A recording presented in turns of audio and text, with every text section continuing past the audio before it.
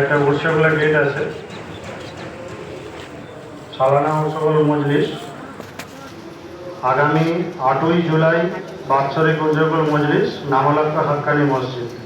এই উপলক্ষে আগামী 7ই জুলাই মানে তার আগের দিন সোমবার রক্তদান শিবির হবে।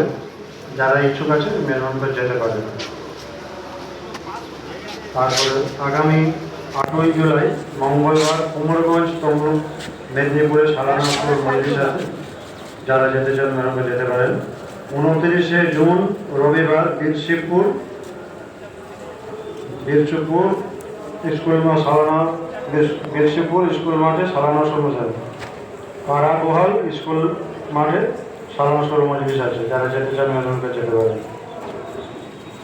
আগামী 9ই জুলাই বুধবার জলচক উত্তর বস্তি হাক্কানি মসজিদে উৎসব আছে। বাদ মোকরম শুরু হবে।